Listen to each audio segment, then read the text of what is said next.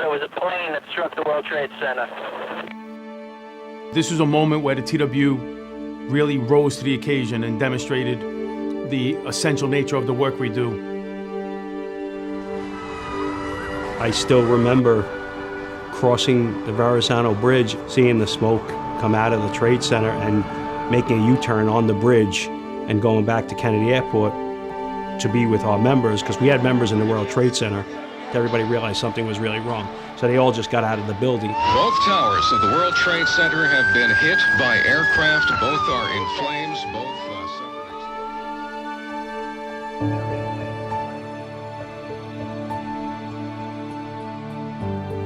I could see the station was getting smoke and we started entering the station. I started hitting the horn. I let my conductor know that we're going to pick these people up. There's just no way to leave them. You can't just leave them like that. I had to try to establish some degree of calm. People were so excited to the point it was being yelled out, leave them out there, let's get out of here, we're gonna die. I said, you know, what I have to do is follow instruction. My instruction is to get you out of this area to a safe location.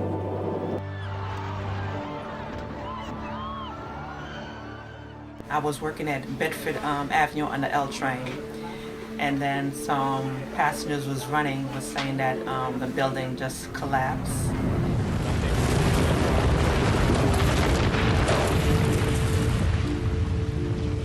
And then after that, that's when I called my mother, because my mother used to work for at the World Trade Center, and I notified her that the building had collapsed. Some guys just dispatched themselves. They just went, and they were just doing whatever they could to help folks, either with rendering first aid, moving people, transporting people, and they would put themselves in harm's way, and they would just work on the pile, all 3 shifts. I was down at ground zero, down a hole, alongside a fireman, clearing debris, touching metal that was red hot and just passing it back and forth. I mean, none of us knew the word tired.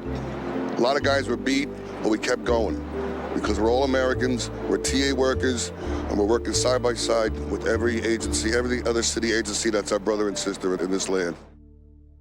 Track workers, structure maintainers, signal maintainers all over the city. When their tours ended on the midnight tour, they all flocked down here. Nobody told them to come. They were in the pile along with everybody else.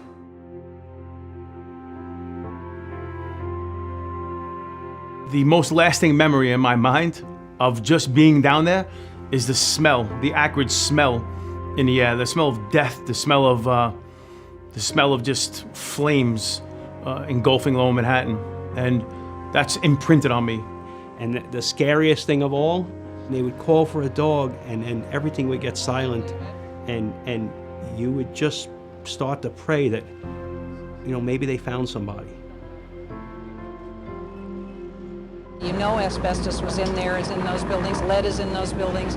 There are the VOCs. However, the concentrations are such that they don't pose a health hazard. We're going to make sure everybody's safe.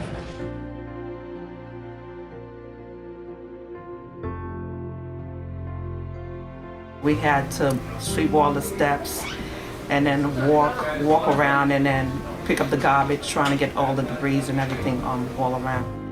They were serving breakfast in a restaurant right close by, and we had to take our mask off to eat.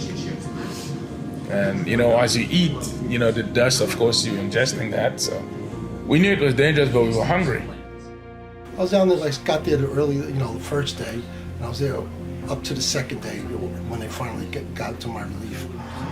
And were you concerned about health effects from down there? I didn't think about it. Didn't think about it? Not at the time, no. But later on? Oh yeah, still do. Mm-hmm.